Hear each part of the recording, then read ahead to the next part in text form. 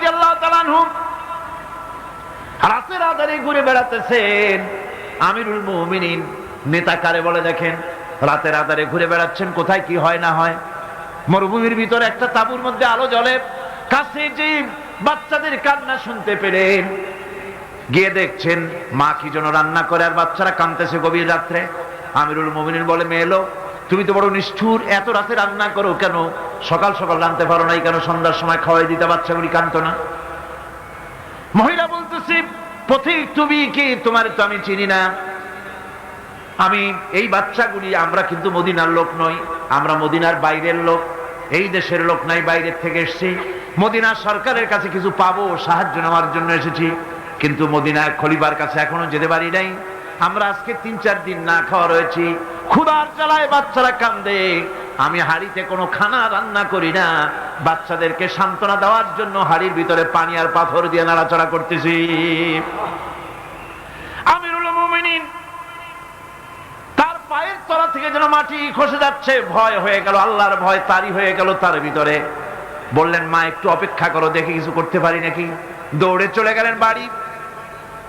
বৃদ্ধ আসলামকে ডেকে বললেন, বাইতুল মালের দরজা খোলো, বস্তা নিয়ে আসো, আটা ঢুকাও, পেঁয়াজ ঢুকাও, রসুন ঢুকাও, তরি তরকারি ঢুকাও।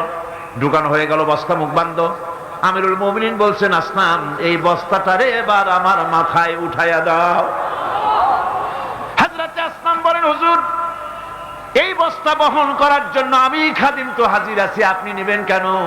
আমিরুল মুমিনিন বলছেন, দেখো যেই দৃশ্য আমি দেখে এসেছি, কিয়ামতে আমারে আসামি বানানো হবে, তোমারে বানানো হবে না, কাজী আমার বোঝা আমার মাথায় উঠাও। আটার বস্তা মাথায় নিয়ে অর্ধেকটা পৃথিবীর প্রেসিডেন্ট আমিরুল মুমিনিন দৌড়াচ্ছেন। মরুভূমির ভিতরে তাঁবুর ভিতরে ঢুকে বস্তা খুলে দিয়ে আটা বের করে দিলেন, রান্না করো। তরকারি নিজে কুটে সাহায্য করলেন, রান্না বান্না হয়ে গেল।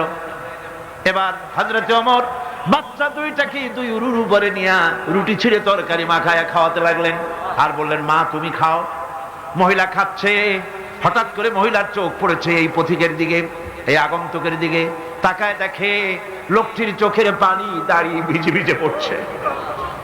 মহিলা বলতেছে, ও পথিক তুমি কে? তোমার তো আমি চিনি না, তবে আমার মন বলে, তোমার ব্যবহার দেখে আমার মন বলে এই মদিনার সরকার আমিরুল মুমিনিন খলিফাতুল মুসলিমিন ওমর না হইয়া তোমার মতো মানুষ হলে বোধহয় ভালো হতো।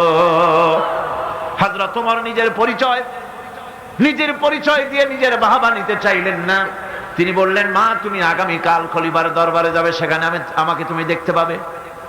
পরের দিন মহিলা কষ্ট করে যখন দরবারে চলে গেছেন, যে দেখেন কি সর্বনাশ, রাত্রিবেলায় যিনি বোঝা বহন করে নিয়েছিলেন তিনিই তো খলিফা। মহিলা কাছে গিয়ে করজোড়ে দাঁড়ায় বলেন, আমিরুল মুমিনিন রাতে আপনি আমার জন্য কষ্ট করেছেন, আমি বিরুদ্ধভাবে আপনার কাছে মাপ চাই, আমারে মাফ করে দেন। হযরত ওমর বলেন, মাপ? উল্টা আমার কাছে মাপ চাইও না, তুমি বলার আগে আমি খোঁজ নিয়ে যে তোমার খাবার পৌঁছাইতে পারি নাই, এই জন্য কিয়ামতের দিন আল্লাহর দরবারে ওমর রে আসামির কাতারে দাঁড় করাইও না।